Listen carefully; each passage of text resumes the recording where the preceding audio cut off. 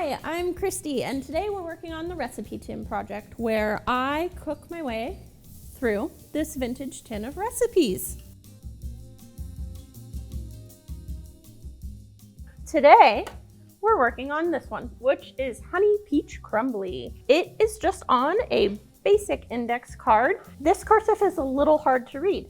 You can see, what on earth is this letter? It's an H, but it took me a while to figure that out. So yeah, Honey Peach Crumbly, which is like a pie with streusel and some peaches, and I bet it'll be delicious. So let's get started. I have, I think 3 cans of peach halves here, and it says to use 6 large halves. So I'm just gonna pick out the 6 biggest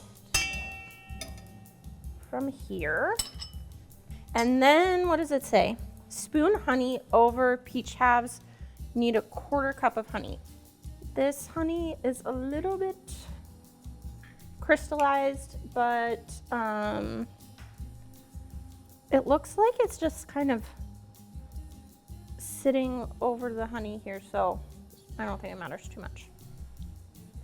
The fun thing about these vintage recipes, fun thing and sometimes frustrating thing, is they don't always have all the ingredients, or maybe sometimes they don't have any directions at all.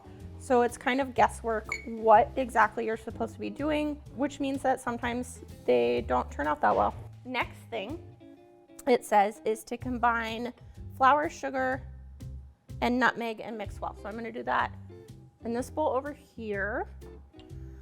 This is a 1/4 cup of flour, a cup of sugar, right? Yep.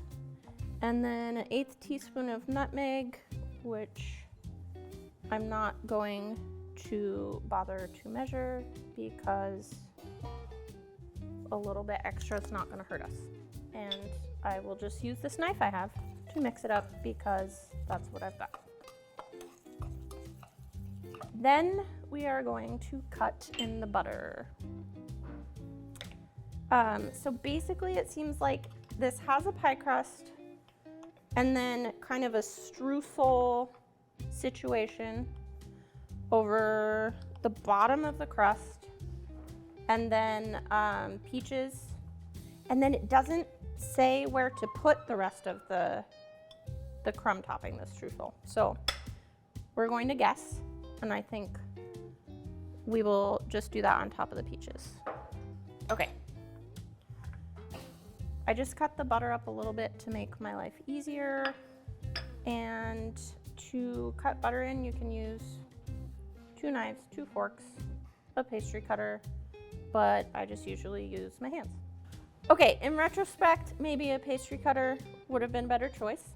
So I'm gonna go rinse my hands off and then we work on the pie crust. The next step is to sprinkle half of the crumb mix over the bottom of a pie shell. The ingredients just call for 1 unbaked pie shell, and I am taking the lazy way out today and using a pre-made store-bought pie crust because sometimes a little kitchen shortcut is just fine. I'm just gonna press that down. I don't think I'm gonna do anything fancy with the edges. All right, that is good enough. And then next it says to sprinkle half of the crumb mix over the bottom of the pie shell. This is kind of fun because normally there would be like a lot of cinnamon and stuff in here, but it's just nutmeg and very sugary mixture. And then it says to arrange the peaches cut side down with honey over crumbs.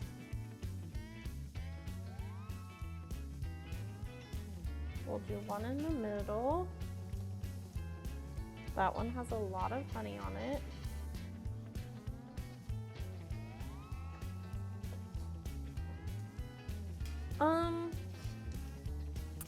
I feel like, did I count wrong? 1, 2, 3, 4, 5, 6. I feel like we need to do 7 because that's strange. So we're going to add 1 more in.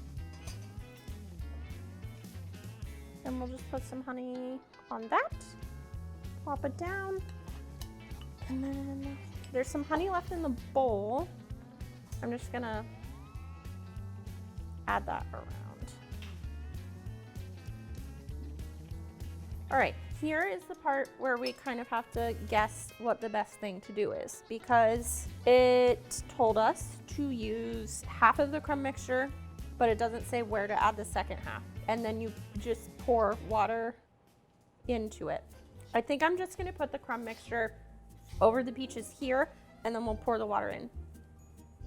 It's an experiment.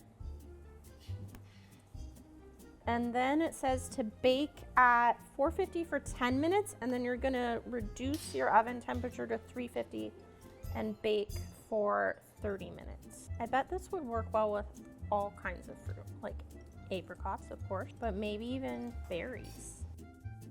I have a 1/4 cup water here, but we're just gonna pour it in there and hope for the best.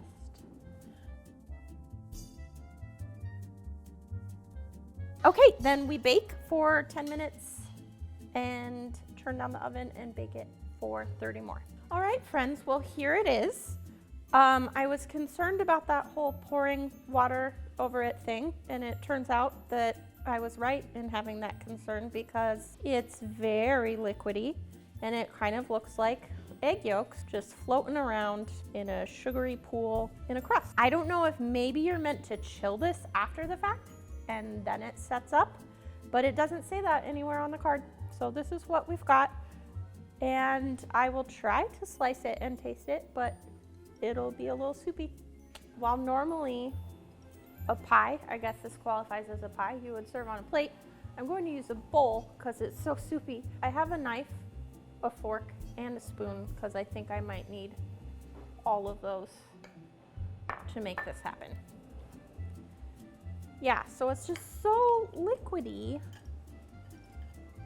I don't know what I did wrong. We'll set that there.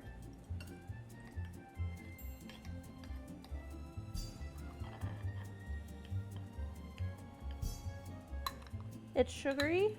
It's very liquidy. And I'll spoon in some of, I'm just making a mess. We'll spoon in some of the sauce. We'll call it a sauce. And then give it a try. The crust is pretty crisp around the top, it feels like, but I mean, it's like baked in sugar liquid, so pretty soft elsewhere. Let's see. It's just like really, really, really, really sweet peaches. Maybe this one was not such a winner. Thanks for joining me today. Happy cooking. I cook my way through this vintage tin of recipes. Not all today though. Okay. Okay.